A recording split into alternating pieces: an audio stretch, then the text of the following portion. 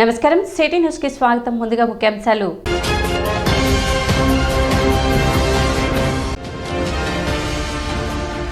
Tenali head post office ను సందర్శించిన chief post master general AP circle Prakash.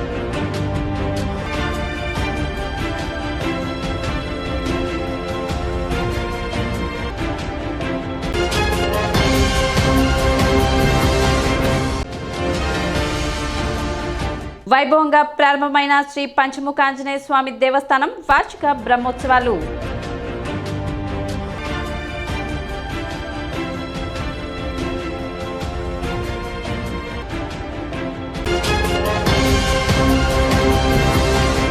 పట్టభద్రుల ఎమ్మెల్సీగా మాజీ మంత్రి ఆలపాటి రాజేంద్ర ప్రసాద్ ను భారీ మెజార్టీతో గెలిపించాలని ఎమ్మెల్సీ ఎలక్షన్ తెనాలి నియోజకవర్గ in charge Adoni MLC BT Naidu పిలుపునిచ్చారు. శనివారం MLC BT Naidu Tenali TDP కార్యాలయం టీడీపీ నాయకులతో సమావేశం ఏర్పాటు చేశారు.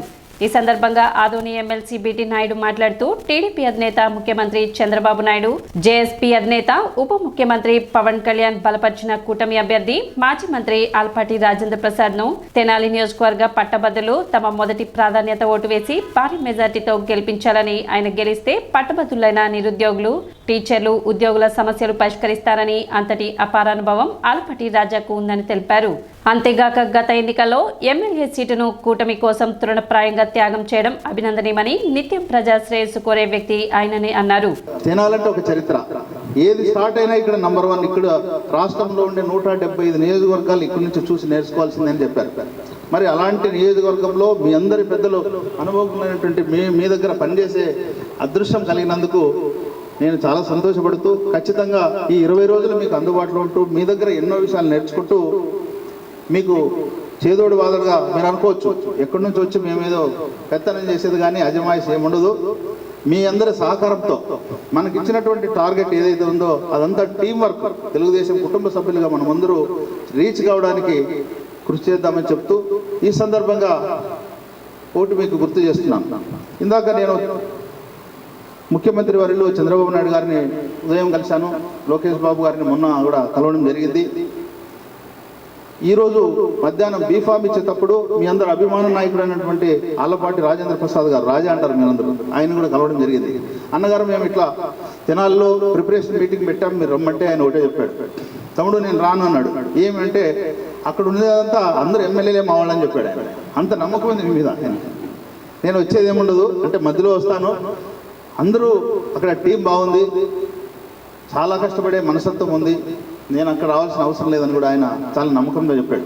మొన్న నేను 2 రోజుల క్రితం వచ్చినప్పుడు నా దగ్గర రిపోర్ట్స్ ఉన్నాయి. పెద్ద ఆయన ముఖ్యమంత్రి వర్యులు చంద్రబాబు నాయుడు గారి తర్వాత ఆయన ఒక రిపోర్ట్ ఇచ్చాడు, లోకేష్ బాబు గారు ఒక రిపోర్ట్ ఇచ్చారు, మన బ్యాక్ ఆఫీస్ దగ్గర ఒక రిపోర్ట్ ఉంది. రాబిన్ శర్మకు సంబంధించి సోదరులు మీ దగ్గర ఉంటారు, మధ్యలో ఎడ కూర్చుంటాడు మా విశ్వనాథ్, ఆయన కాన్ఫిడెన్షియల్ రిపోర్ట్ కూడా మా దగ్గర ఉంది. ఈ రిపోర్ట్స్ అన్ని చూసిన తర్వాత కొన్ని ఇబ్బందులు ఉన్నాయి.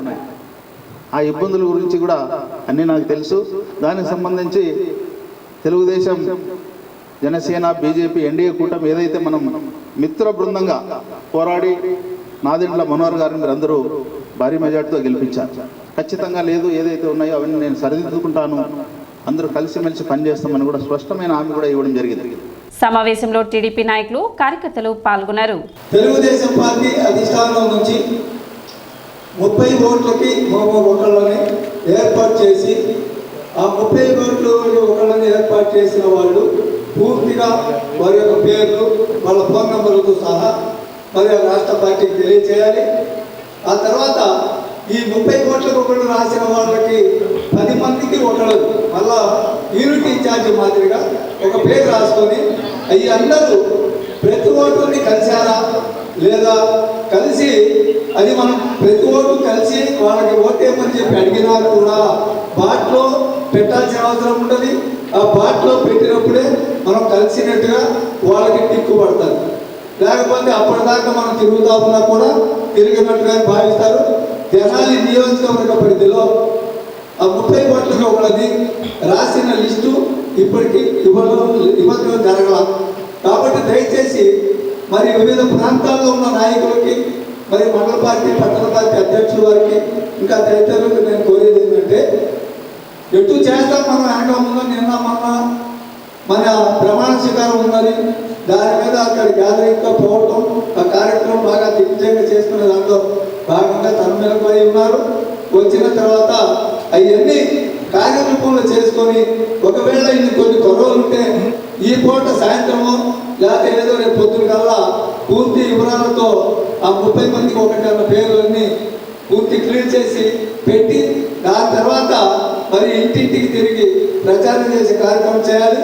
11వ తారీఖు లోపు పూర్తిగా 1 టైం ప్రతి ఓటు ఇంటికి వెళ్ళి తిరిగి మన పార్టీ అంతరంగం మొత్తం తెలియజేస్తూ మరి మన ఆలపాటి రాజా గారికి ఫోన్ చేసే విధంగా వాళ్ళందరితో మాట్లాడి తెలుగుదేశం పార్టీ చేపడుతున్నటువంటి అభివృద్ధి కార్యక్రమాలు పేద బడుగు బలహీన వర్గాలకి ఏ విధంగా అందుబాటులో ఉన్నాయి, మరి వైసీపీ చేసినప్పుడు పరిపాలన చేసినప్పుడు ఏ విధమైన దుర్మార్గపు పాలన అందించింది, దానికి దీనికి వ్యత్యాసం ఏంటి అనేది కూడా చెబుతూ మన కార్యక్రమం మన వైపు ఆ ఓటు మళ్ళేటట్టుగా మన వాళ్ళకి అర్థమయ్యే విధంగా తెలియజేస్తూ ఈ కార్యక్రమం కూడా చేయాల్సిన అవసరం ఉంటుంది.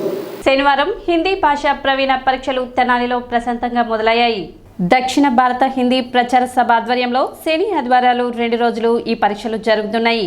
కొత్తపేట బాలికల పాఠశాల, Marispeta little hearts public school నందు ఈ పరీక్షలు నిర్వహించారు.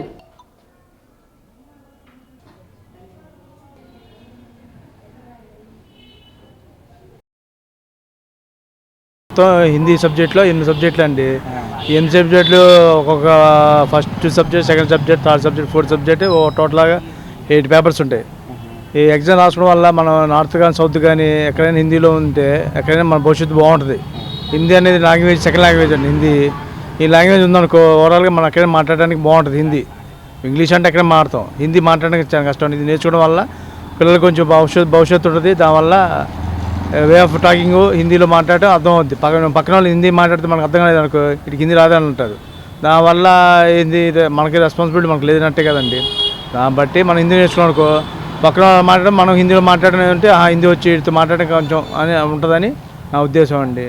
ఈ చదువుకోవడం వల్ల భవిష్యత్తు పిల్లలకి బాగుంటుందని అనుకుంటున్నానండి. Chief post master general AP circle Prakash శనివారం తెనాలి ప్రధాన తపాలా కార్యాలయాన్ని సందర్శించారు. ఈ రికార్డులను ఆయన తనిఖీ చేశారు. ఖాతాదారులకు అందిస్తున్న సేవలపై ఆరా తీశారు. పోస్టాఫీస్ సేవలను ప్రతి ఇంటికి చేరువ చేసే విధంగా కృషి చేస్తున్నట్లు చెప్పారు.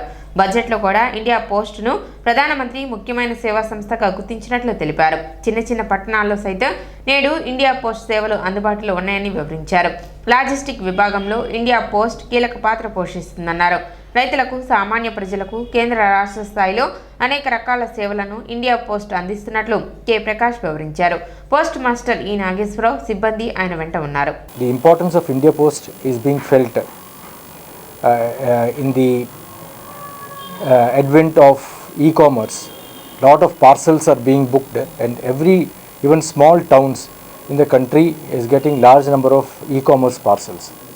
So in this context, the government has decided to transform India Post into a major logistic company in the sense department, which will benefit the public, especially in the rural India. So as a part of that, a lot of activities are there in the department. Most important I would like to tell is IT 2.0. Government of India is completely transforming the IT landscape of India Post to match the logistic requirement. Not only logistics, also other financial inclusion requirements, etc. That is one part. Second, India Post today offers a lot of products to the general public. So through the press, I would like to highlight certain products which every individual, every household should have. So my request is, please educate. As a press, you have an important role to play. Please educate the various products which are available in the post office. Today we are the minister of state for communication is from Andhra Pradesh, Dr. Pamasani Chandrasekhar ji. So yesterday he conducted a meeting of all the chief PMGs. I am chief PMG of Andhra Pradesh. So video conferencing, he had a meeting yesterday of all the chief PMGs in the country and emphasized one point. We have large number of branch post offices. In every village, there is a branch post office. శనివారం భీష్మ ఏకాదశి సందర్భంగా శ్రీ లక్ష్మీ పద్మావతి సమేత శ్రీ వెంకటేశ్వర స్వామివారి దేవస్థానం భక్తులతో కిటకిటలాడింది. ఈ సందర్భంగా విశేష అలంకరణలతో స్వామివారికి విశేష పూజా కార్యక్రమాలు నిర్వహించారు. భక్తులు అధిక సంఖ్యలో తరలివచ్చి స్వామివారిని దర్శించుకున్నారు. ఆలయ ఈవో అనుపమ పర్యవేక్షణలో భక్తులకు ఎటువంటి అసౌకర్యం కలగకుండా ప్రత్యేక ఏర్పాట్లు చేశారు. ఈ సందర్భంగా భక్తులకు అన్నప్రసాద వితరణ చేశారు. స్వామివారికి ప్రీతికరమైన ఏకాదశి సందర్భంగా ప్రత్యేక పూజా కార్యక్రమాలు నిర్వహించినట్లు ఆలయ అర్చకులు తెలిపారు.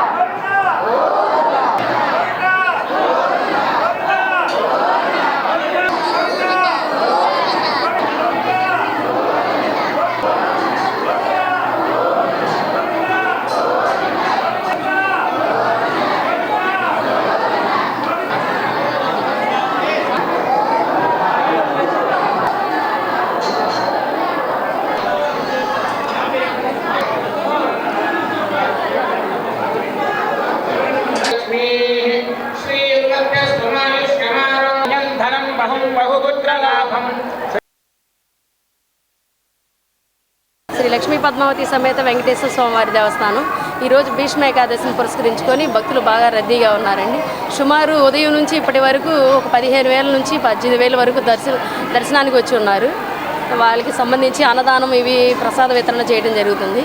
కళ్యాణాలు కూడా ఈరోజు దాదాపు ఒక 15 కళ్యాణాల దాకా జరిగి ఉన్నాయండి. భక్తులు కావాల్సిన సౌకర్యాలన్నీ ఏర్పాటు చేయడం జరిగింది దేవస్థానం తరపునండి. మాఘమాసం శనివారం ఏకాదశి కారణంగా భక్తుల రద్దీ విపరీతంగా ఉన్నది. ఈ భక్తులందరినీ కూడా అన్ని దర్శనానికి సవ్యంగా వచ్చేట్టుగా మా దేవస్థానం వారు అన్నీ కృషి చేసి వాళ్ళందరికీ కూడా ఉచిత ఉచిత ప్రసాదాలు అన్నీ కూడా సమకూర్చారు. భక్తుల రద్దీ కారణంగా ఇవాళ ఏకాదశి కారణంగా భక్తుల రద్దీ విపరీతంగా ఉంది. ఈ రోజున కనుక దర్శించినట్లయితే 21 ఏకాదశులు చేసిన పుణ్యఫలాన్ని వచ్చినట్టుగా మన శాస్త్రాలు చెప్తున్నాయి. కనుక భక్తులంతా కూడా ఈరోజు స్వామివారిని దర్శించి తరించవలసిందిగా కూర్చున్నాం. ఓం నమో వెంకటేశాయ. ఈ రోజున భీష్మ ఏకాదశి, మాఘశుద్ధ ఏకాదశి, భీష్మ ఏకాదశిగా మనం విశేష పూజా కార్యక్రమాలన్నీ చేసుకుంటూ ఉంటాం. ఈ రోజున మనం సంవత్సరంలో ఎన్ని ఏకాదశులు ఉన్నాయో అన్ని ఏకాదశులకి మొత్తం 15 శుద్ధ ఏకాదశులు వస్తాయి. దాంట్లో విశేషమైంది ముక్కోటి ఏకాదశి తర్వాత భీష్మ ఏకాదశికి అంత విశిష్టత ఉన్నది. ఈ రోజున ప్రత్యేకించి స్వామివారికి ఇష్టమైనటువంటి శనివారం రావటం, మృగశిర నక్షత్రం, ఏకాదశి విశేషమైంది. అందుకని ఈరోజు స్వామివారి కళ్యాణాలు కూడా సుమారు 16-17 కళ్యాణాలు. భక్తులు కూడా విశేషంగా వచ్చారు. స్వామికి చక్కగా అలంకారం, పుష్పాలంకరణ అన్నీ చేయటం జరిగింది. ఒక పక్కన భక్తులందరికీ కూడా అన్నప్రసాద వితరణ, ఎప్పటి వరకు ప్రసాద వితరణ కూడా జరిగింది. ఈ అన్నప్రసాద వితరణ నిరంతరం ప్రతి శనివారం కన్నా ఈ రోజున ఎక్కువగా చేసి భక్తులకి ప్రసాద వితరణ చేయటం జరుగుతుంది. ఇప్పుడు ఒక చిన్న విరామం.